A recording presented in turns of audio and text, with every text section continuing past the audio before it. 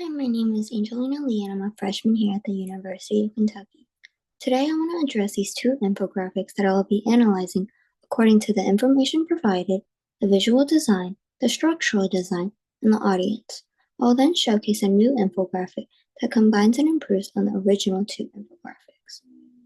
The infographics I chose for this project are about the proportions for healthy eating. The first infographic is titled Healthy Eating Plate and was created in 2011 by nutrition experts under the Department of Nutrition at the Harvard T.H. Chan School of Public Health with editors at the Harvard Health Publications. It was created with the goal to address deficiencies in the U.S. Department of Agriculture's MyPlate. The infographic can apply to a broad audience as it's pretty simple. As we can see here, the plate is a representation of how much of each food group there should be on a plate. There's descriptions corresponding to each group that address what types of food to eat. The second infographic is titled The Easy Way to Eat Healthy and was created by the American Heart Association.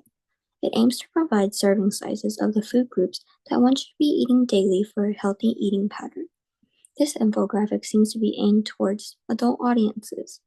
We can see that they also describe how much one should eat pertaining to each food group, but this time with exact measurements. In addition, they also describe what things we should avoid or change. To analyze each of these infographics today, I'll be utilizing the 8 principles of visual design: unity, space, hierarchy, balance, contrast, scale, dominance, and similarity. The Healthy Eating Plate infographic specifically did well with scale and dominance. According to DeWitt and Kalin's 2025 lecture on visual design, scale helps us to understand how each element relates to the others around it, while dominance provides a focal point in order to maintain attention and make it easier to follow. The different sizes of each food group on the plate allows the audience to understand the proportions they should be consuming for each meal. We see that the vegetables and fruits take up half the plate, while whole grains and protein each take up 1/4 of the plate. The plate is the main focal point due to the size and lack of any other visuals. While keeping our focus on the plate, we are also able to follow the descriptions of each food group off of the side. In contrast, this infographic could work on spacing. The lecture describes spacing as a principle that's critical to readability and visual engagement. With such a simple focal point, the long descriptions off to the side suddenly makes the infographic feel cramped. And rather than just using colors for each of the groups, I think adding visuals for each one would be nice. The second infographic succeeds in space, balance, and similarity. The space in this one provides easy readability as it's not too noisy or cramped. Balance relates to the perception that information is distributed equally. Utilizing the quadrant test, there's an equal amount of information in each quadrant, making this infographic balanced. As for similarity, each of the graphics are drawn similarly, and there's a consistent usage of one font with the different word sizes that correlate with a specific element. A specific example of this is each of the food groups. They are all in the same bolded font in all caps with the same word size. On the other hand, the infographic needs work on something that isn't in relation to the 8 principles. Although it's simple and easy to look at, there's nothing that stands out as it's simply too dull with only 3 colors used for the whole infographic. At the bottom of the infographic, I find it unnecessary to include the enjoy and keep part, as it could just focus on what foods one should avoid. For the new infographic, I wanted to focus on adding more color and visuals while maintaining the same information. One thing I wanted to uphold from the first infographic was the plate.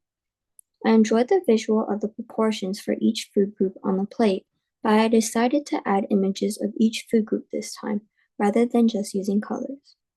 Moving below the title on the plate, I provided a simple introduction of the food groups that would be focused on through most of the infographic. Improving on the space for this further descriptions, I decided to make it their own section. In addition, I wanted to increase the readability by condensing the descriptions from both of the original infographics into bullet points.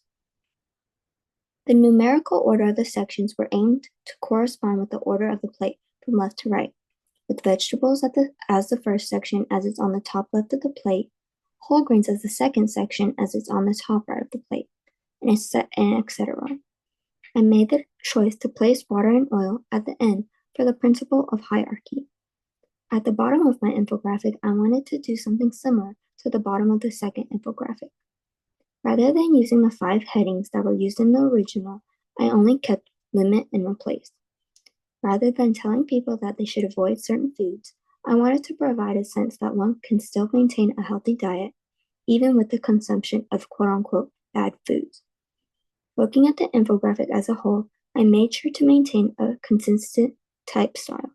According to French's undated article on fixing common infographic design mistakes, typography is important to giving readers a clean reading experience, and it can be prevented by limiting the number of font families used to no more than 3 or 4 in total.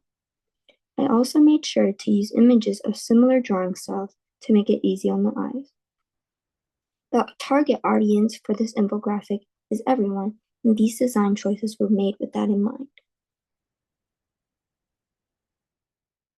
While analyzing the 2 infographics and creating a new infographic based on them, I used critical thinking. According to the Foundation for Critical Thinking's 2019 page titled Our Concept and Definition of Critical Thinking is a mode of thinking about any content where the thinker improves on their thinking by analyzing, assessing, and reconstructing the content. I found myself analyzing the 2 infographics regarding the information provided, the visuals, and the audience. To this, I then assessed how the infographics could be improved on by using course materials as support. And finally, I reconstructed a new infographic with aspects and improvements of the original 2. I also used creative thinking during this project. According to DeWitt and Kalin's 2025 lecture on creative thinking, the symbolic formula is a function of knowledge, imagination, and evaluation alongside attitude. I picked the topic of the original infographics because I had knowledge of eating healthy. However, I had to use my imagination when making a new infographic because I knew that there were already many infographics of the same topic, and I had to find a way that made my infographic different. In order to do this, I had to evaluate other existing infographics and dawn on what I could improve and use in my own infographic. I had to have an attitude that was motivational and positive as well, so that I could reach my goal. In conclusion, the 2 original infographics met many of the 8 principles of visual design, with some aspects that they could improve on. I decided to create an infographic that was an improved version of both of the original 2. Thank you for listening to my analysis.